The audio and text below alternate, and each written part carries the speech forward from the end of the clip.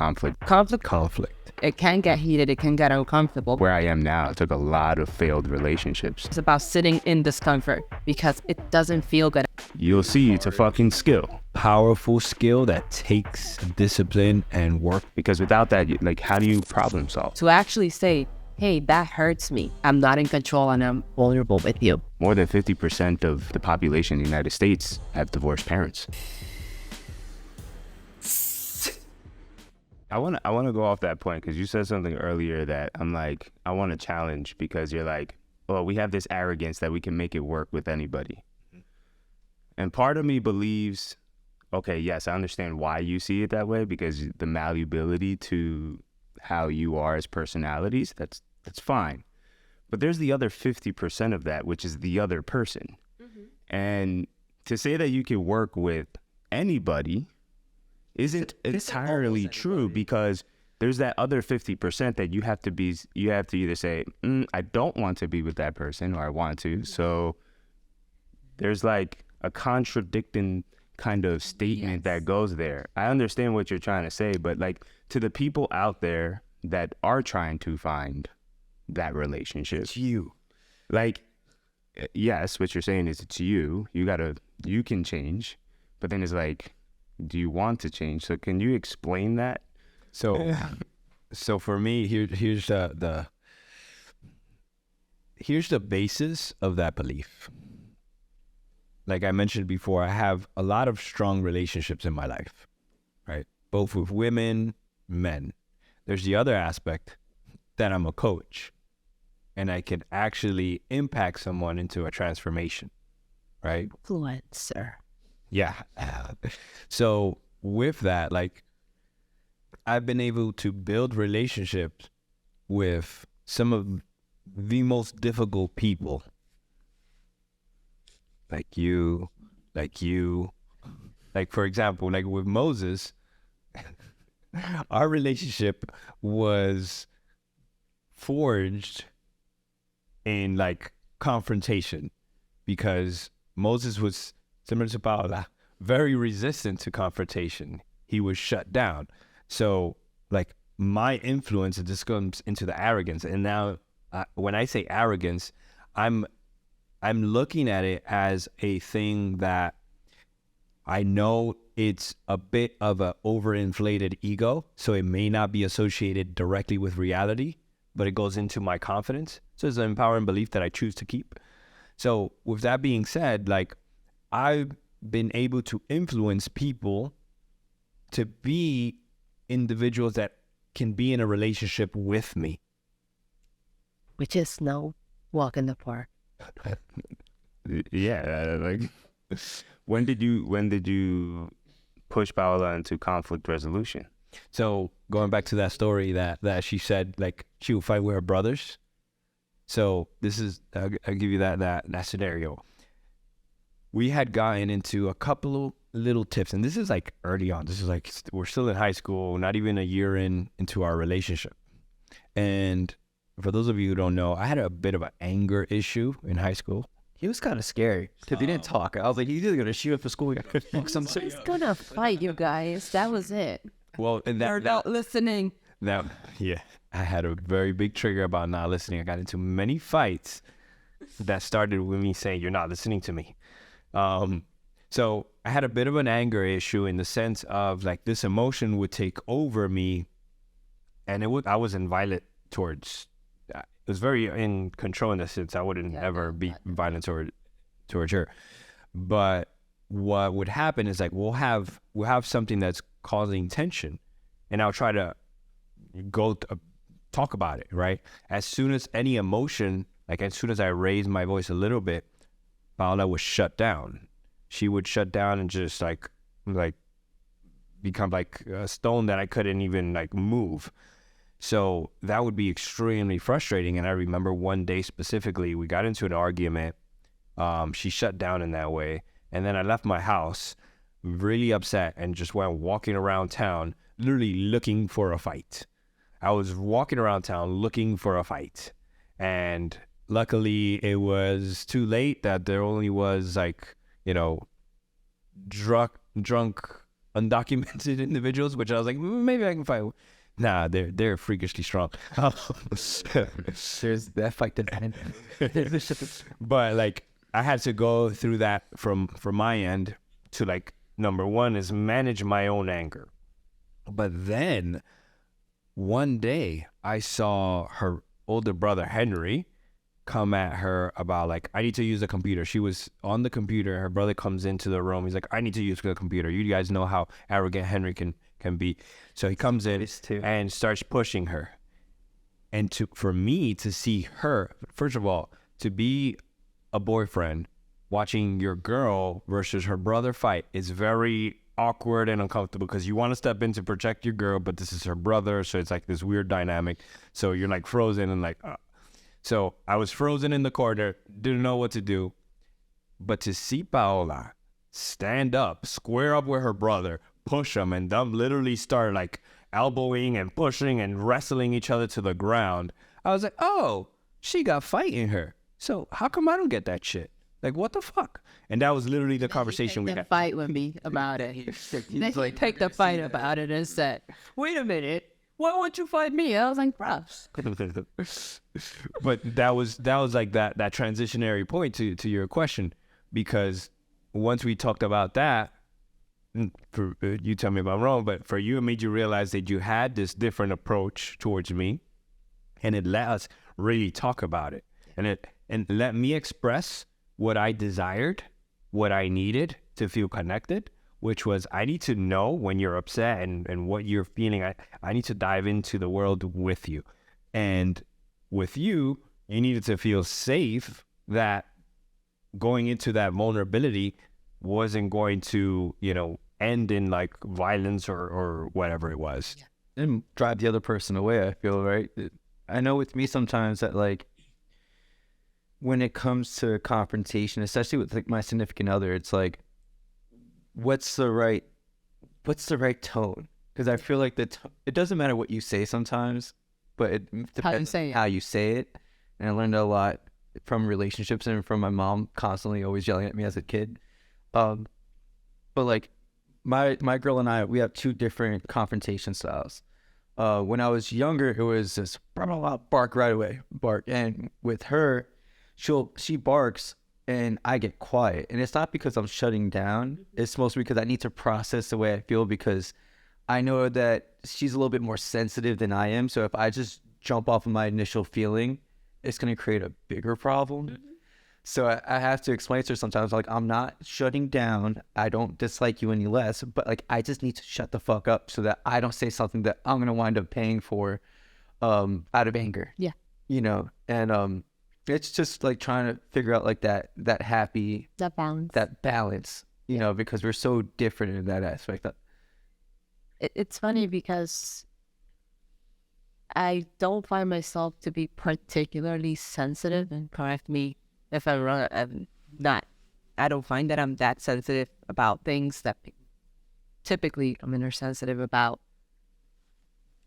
With Rances, it was always it wasn't about the leaving. It was more about, mind you, I've never been a victim. My parents never even the worst my parents did was like speak loudly to me, and I was enough. Like, I never got hit as a kid. I'm like my siblings, who all got beat. Rightfully so, though.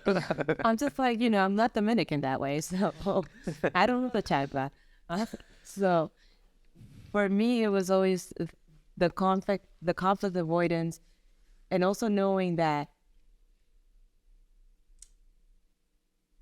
when I'm speaking to somebody who can fuck me up, right?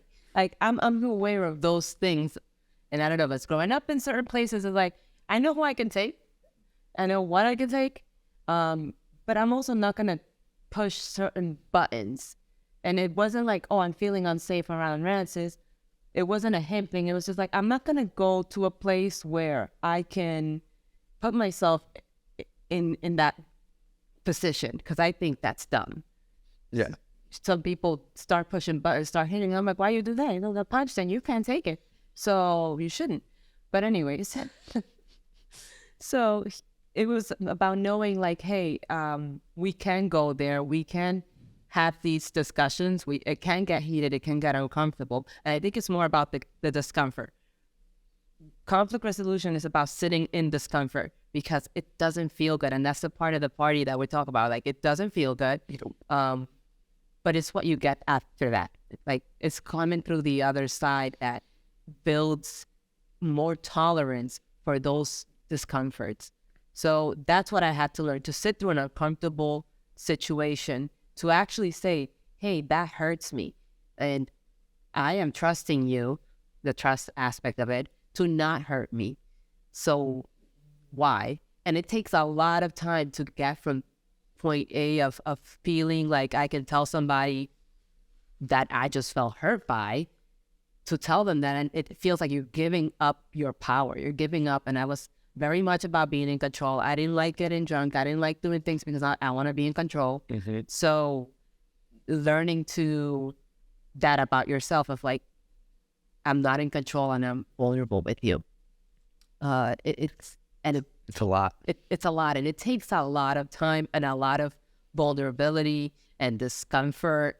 And it started then. It started with him saying to me, he was vulnerable with me. I remember him telling me, he's like, I want to fight with you, not for anything other than, it's like, I'm suppressing my emotion. And I remember him telling me, and I, like, it clicked in my head. I'm like, I'm able to express my emotions, meaning if I want to cry, I fucking cry. Nobody tells me that's wrong, right? If I want to scream, I'm able to scream, and nobody's like, that's wrong. It's like, oh, yeah, let me go through your stuff. Okay. For men, it's not that easy. It's always anger. It's the only acceptable emotion. So if he wanted to like say anything, he was suppressed. And I was like, that's not fair. And there's this sense of fairness that comes over, that he should be able to express himself how he wants to express himself. And if that's it, like, who am I to take that away from him? And that's where it began for us to be able to have those discussions and not run away. And not completely shut down. But I also told him, and these are the things, as you learn, I said to him, Rest has always wanted to, whenever there's any conflict, he wants to like, head on, let's go right now. And I'm like, there were times that I'm like, I need to process, like I need to step away and see how I really feel about it before. Because I don't know why I'm really mad right now. So I would have to put a stop, and it was like, I need to pause.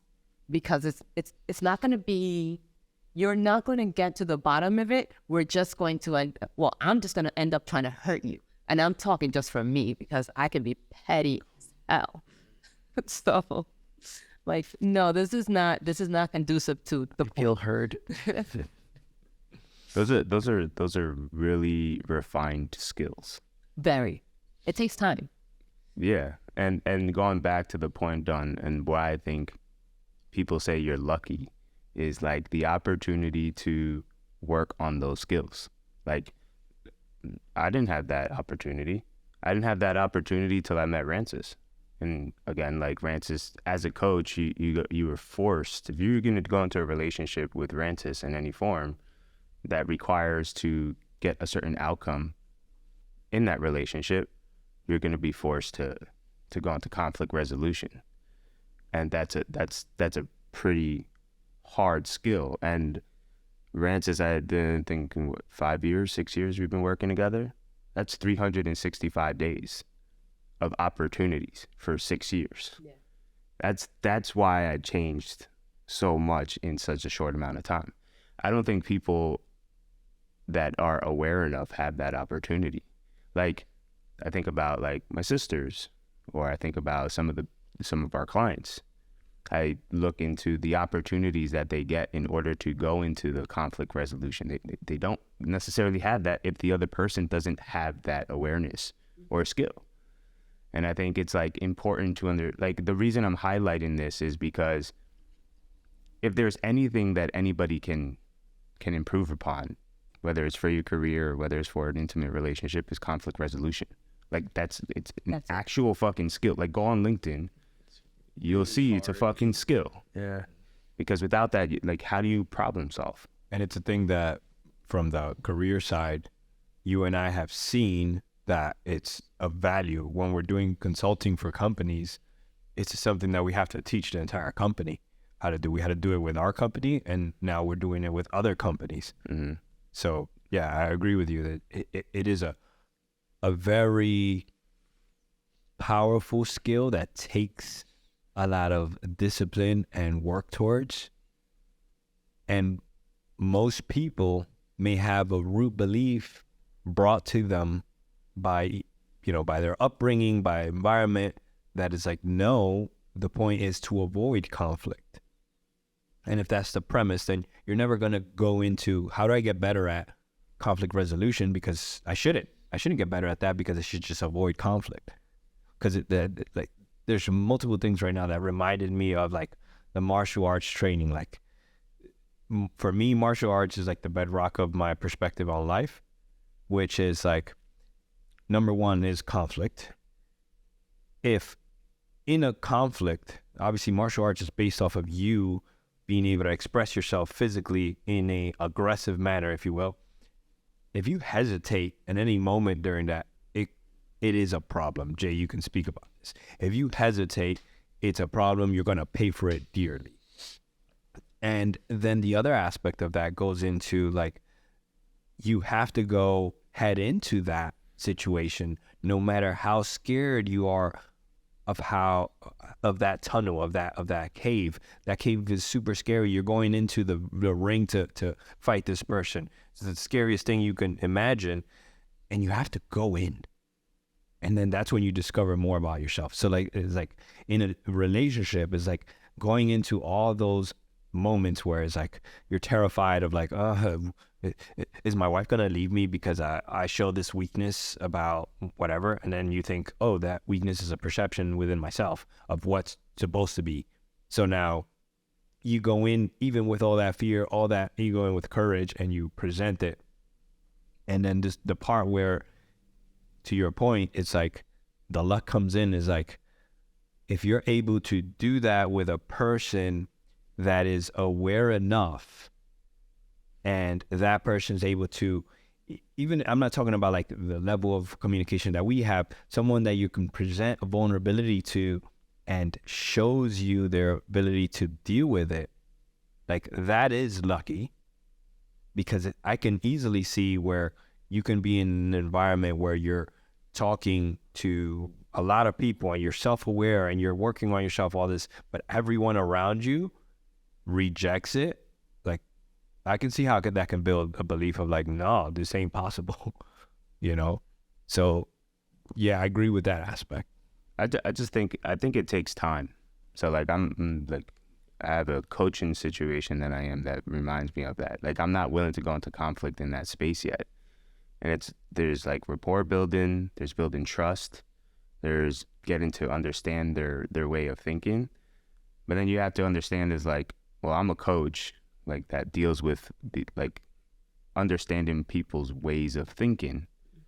I don't know if everybody goes into intimate relationships like with that approach, that person with that intent. It's like, I don't think they do. Yeah, like understanding how somebody else thinks.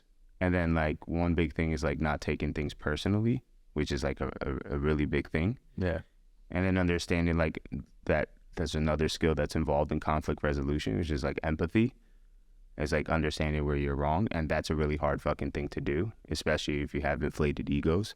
So like there's a lot of components to just building that type of relationship. I think something of like your stature, like where I'm saying like 50 billion times and all this shit out of me, where you had so many years. What is it, 20 years now? Yeah. 20 years, 365 days. Now you have clones with similar personalities where you're now refining that skill even more so. That is, I think, a very fortunate opportunity that I was fortunate to see. Like my parents, I came from a divorced family, right? Your parents are still together? Your parents are still together, right? Your parents are still together, right? Like I witness friends who've had parents that have been there. Like I have friends that have been together forever. Like I don't come from that culture. My girlfriend's parents are still together. Like, I don't know what that means. So to take yourself from being in an environment where you didn't see that to then putting yourself and saying, oh, is this a possibility? And now having the awareness to see like, oh, what do they do differently? What do they do differently? What do they do differently? More than 50% of, you know, the population in the United States have divorced parents. Yeah. That is, to me, it's fortunate. And I think you said, it gets me upset when people say that. I don't think they're trying to dismiss like the work. Yeah. I think they don't see the work. I think what they're saying is just like, there is some kind of fortune to that. And I think with the people that like kind of like similar backgrounds to me, I think it takes a lot more energy and more effort to get to that position. Like where I am now, it took a lot of failed relationships. Jason here with Mindset U, and I just want to thank you all from the bottom of my heart for tuning in and watching us every week. Since Mindset U is taking a different approach, we need your help coming up with new topics of stuff that you want to hear so that we can give you the best quality possible and the best content possible in general. It's fun. Come on, help us out. Help us help you. Anyway, you can head over to vitoproject.com to watch any of the old episodes and any of the new upcoming episodes that are coming. You could also check us out on Instagram and on YouTube and anywhere else that you could possibly think of that you want us to be. Let us know. We'll be there. All right? Thank you so much.